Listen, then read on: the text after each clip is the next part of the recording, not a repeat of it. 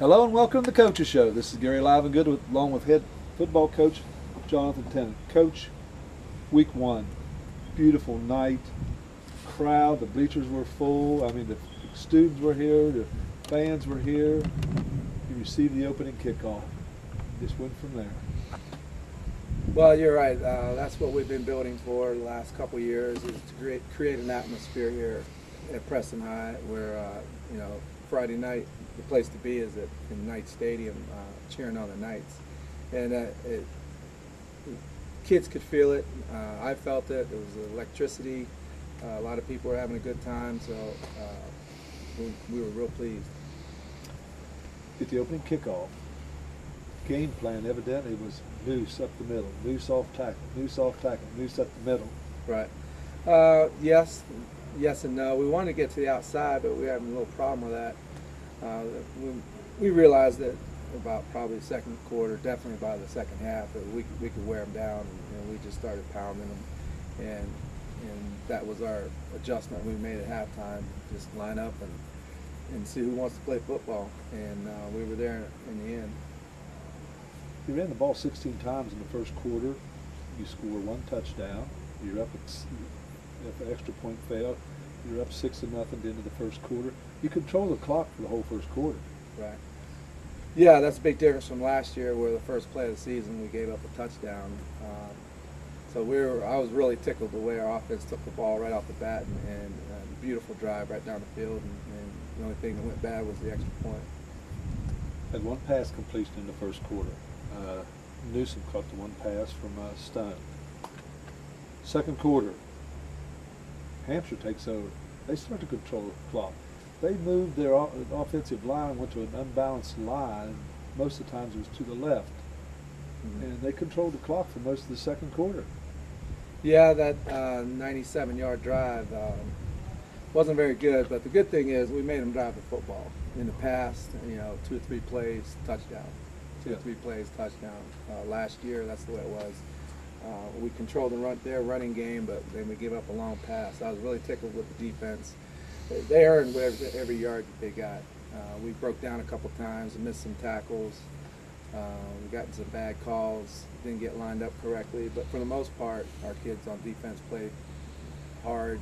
They hit hard, and they didn't give an inch. Hampshire earned every yard they got. Yeah, no big plays. Offensively, if I counted correctly, you only had 9 or 10 offensive plays. You punted twice. Hampshire scores. Halftime, Hampshire goes in at 7-6 at halftime. What are you telling the boys in the locker room at half? It's time to step up. It's obvious that we're bigger, we're faster, we're stronger. But we just got to play together, be one team, and offensive line just start blowing them off the ball. Another thing that we talked about was being patient. When you have a running game like we do, you have to be patient. You're not going to get 50 yards every time you run the ball. You may get stopped here, you may get stopped there, but in the fourth quarter you're going to wear them down, and there's going to be some gaping holes there, and we've got some kids that can get through them. Now, what changes or adjustments did you make when Lewis County and Coach Grace went into this unbalanced line with your 3-5 defense? We moved the outside linebacker up on the line of scrimmage. We call it tough, what the call was, and we had to do a better job in that jet sweep they were running. We played it well at times, and then at other times we were a little bit soft. And one of the other problems on defense, our linebackers weren't going downhill, attacking the line of scrimmage. They were going side to side too much, and you really don't see that real good unless you take a look at the film. So we've made those corrections this week. Sounds like you'll see a jet sweep again this Friday. Is that correct? Yeah. Lewis County is a mirror offense of Hampshire, only I think they've got a little better athletes than Hampshire does. Halftime, Josiah News, 16 carries, 68 yards. Scott Stone, 1 for 3 for passing. Big improvement in your defense, Coach. That 3-5 seemed to be working for you. Yeah, it worked well at times, like I said, but other times we didn't take proper angles. I know it was a big improvement from the previous week, the university scrimmage. I told the kids that the D-line improved, the secondary, they really came up and made some tackles and saved us. But the linebackers got to get better at reading, run, pass, and taking the proper angle for the football. Austin Newsom, I mean, that's number 44. Austin Powell. He was putting some hits on some. You got physical. Your linebackers, some boys were really playing physical. They were motivated. Oh yeah, this team likes to hit. That hasn't always been the case since I've been here at Preston, but this group of kids, they like to hit. They like to get after it. That's going to make a difference.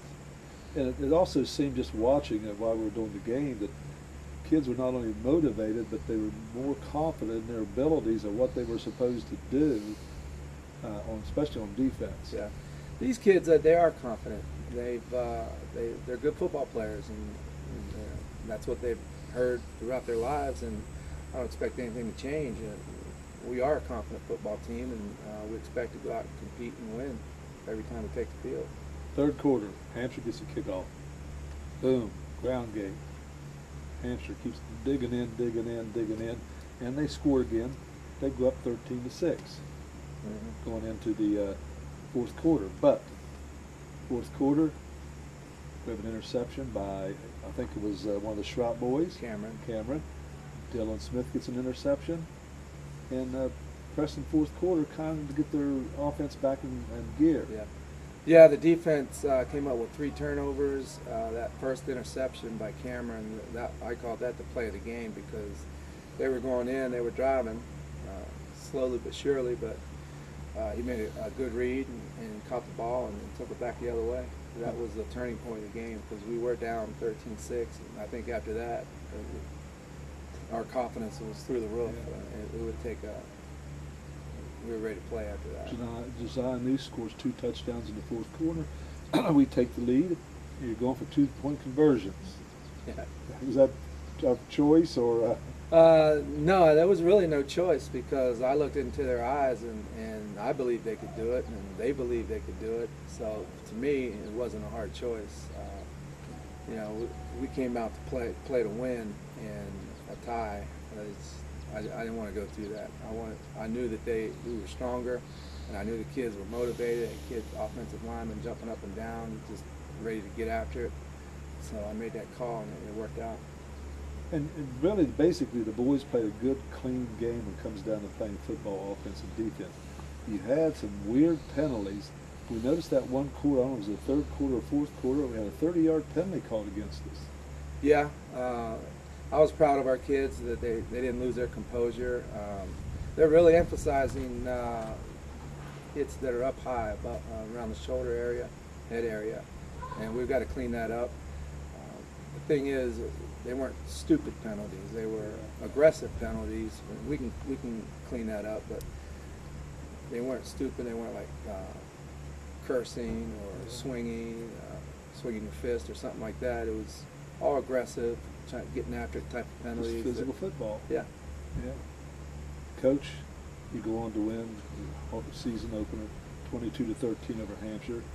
Hampshire leads the series 5-4 in the last 9 years, so we're getting closer to winning more of our season openings against Hampshire High. Health, injuries. We had one kid that got banged up a little bit. He'll probably be out this week, but last week I talked about having 15 kids out at one point, and right now he's the only one. So health-wise, we're looking pretty good. So the Kale boy has to go through all the concussion steps and do all the training and everything else, and then be released back to you from the doctor in order to play again. Right. We're talking about a week, 2 weeks? Probably a week and a half before he's cleared for full contact. Offensively, I don't have all the stats, but I do know that offensively we gained about 230, 235 yards.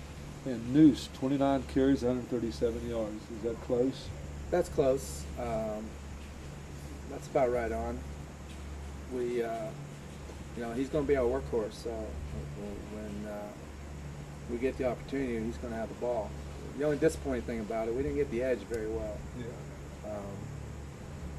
But when we had to, we ran the ball pretty well in the interior. But we're going to have to be in the future, have to be able to get to the edge, to the perimeter, because if we don't, then teams are just going to stack up. Yeah, watching Hampshire, they were coming up there with 8 or 9 men on the line, and they were moving. They weren't giving you that edge because they kept spread out. Yeah, we have to understand that, and our kids have to understand. And, teams game plan for us, and they've seen film, so they're going to try to take the edge away. So we've got to do something to counter that. I think that reverse we ran, that'll help us out in the long run down the road. Coach, congratulations on win number 1 of the 2014 season. Special teams. I noticed that on special teams, a freshman, number 27, Justin Notes. Yeah, that was his first live action, and you could tell. One time he didn't even come out because we just inserted him on special teams a couple of days before. Made that move, and he really responded. I challenged him to go down there and make a tackle, and that's exactly what he did. He got through a blocker and put the kid down in open field. Players of the game for special teams. I know you know names of players. Tell us who those are. Yeah, special teams player of the week is Justin Motes for his tackle and his play. Scout team player of the week is Hoover. He showed us a good look in practice. Offensive player of the week is Josiah Noose for his contributions. And the other one, defensive player of the week, that was a close call between Cameron Trout and Dylan Smith. They both had excellent games, but by the virtue of that big interception at that point in time, we went ahead and named Cameron special defensive player of the week. Those rewards well earned for those guys. The offensive line also had their bright moments. I mean, they got off the ball. They were getting off the ball, and Lewis County had some big players on the defensive line, and your offensive line was getting off the ball a little bit better. Yeah, that was probably my proudest moment of the night. Was just watching those offensive linemen just go straight ahead and just road grading a hole out of nothing. We broke down a few times and let some kids cross their face. That Miltonberger kid, pretty good player, he crossed their face and caused some problems. But 300-some pounds. Yeah. Yeah, and it helps if you line up offsides. At one time when he shot through, he was offsides, but no, we got over it. And looking at some other scores for week 1, your Lewis County beats Oak Hill in timely fashion, 42-7. We'll get to that in a minute. Come on, R.C. Bird. You got West Fairmont coming up. Yeah. R.C. Bird put it to West Fairmont, 28-7. Yeah, they're real experienced, and they got probably an all-state running back in themselves, and that Denunzio kid. He missed most of last season, but he's a big kid that runs hard. Incidentally, they run the same type of offense we do, so we're not looking ahead, but we're excited to play Fairmont Senior always. Good. Bridgeport opens up the season with 38-7 win over Cannon Upshur. Elkins 50, North Marion 20. Yeah, that game was probably surprised me the most. They say Elkins is supposed to be down, but I guess they're not very much down because you go into North Marion and put 50 points up on them. That's a good effort. Yeah, I was surprised when I saw that score. I had to make sure it was a correct score when I saw it. Because I figured North Marion would have a better team this year. Yeah, the Elkins running that single wing. They must have some talent, speed. Yeah. Because that's what makes it go. East Fairmont starts off against Liberty, Big Ten school, ends up losing 22-8. Yeah, that was a surprise to me because I think Liberty was 0-10 last year, but they have a new coach, so he must be doing something right. Haddix evidently and East Fairmont evidently is down this year. I know they have some athletes, a quarterback and a receiver that we're going to see that gave us fits last year. Yeah, I remember that. That was a frustrating game. University High School, a team that you'll play later in the season, just scrimmaged here a couple of weeks ago, only beats John Marshall 21-12. Yeah, I think that's typical for them. They'll do what it takes to win. They're very consistent. They don't beat themselves. They're a top 10 team is where we want to be. Coach, Friday night, you're on the road for your first of 4 away games against Lewis County, 1-0 at their win over Oak Hill, 42-7. And probably going to see a very similar offensive team that you played against last week. Yeah, it's amazing how much they mirror each other. The only difference is Lewis County can probably throw it a little better, and they've got some better athletes, especially in number 2, the Moneypenny kid, first team All-State at safety last year, so he plays offense as well. So scheme is going to be the same, but the personnel is going to be a little better. And looking, they graduated 9 starters from last year's team, but they still have 15 seniors on the team.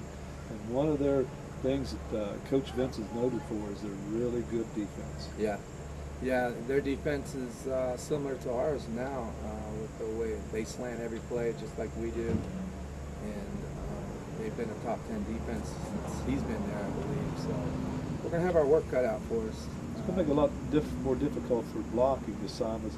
And supposedly, they run a 3-4. Yeah. So your offensive blocking assignments are going to be a little bit different.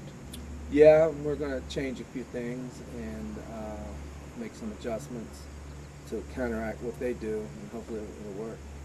And looking at some of last week's statistics, whenever Lewis County beat Oak Hill, the Kemper boy, number 33, he's a 5'6", 165-pound senior. Evidently has some speed. He ran back a kickoff 88 yards. He scored 2 touchdowns and a total of 153 yards rushing for Lewis County last week. Yeah, we saw the kickoff return on film. He's fast, and he got his other yards on the jet sweep. I mean, they must have ran that play 15 or 20 times. Either they run it to the strong side or weak side, and if you don't catch him at the line of scrimmage before he gets started, it's awful tough to catch him after that. We have no one that can keep up with him on defense. And they got a pretty good quarterback. He's not very experienced. It's his first year. The white boy, 6 foot, 175 pounds. He threw 2 touchdown passes to the Moneypenny boy you were talking about. Yeah. What their quarterback does, he carries out his fakes very well. His mechanics are good. He passes he threw to Moneypenny. The defense was kind of soft on the coverage, but he got the job done. Threw a nice ball. But what he does, he runs that double wing. I call it double wing T. It has a lot of deception in it, and he does a good job of carrying out his fakes. And their other running back, white boy, number 25, again, they're small, 5'11", 170.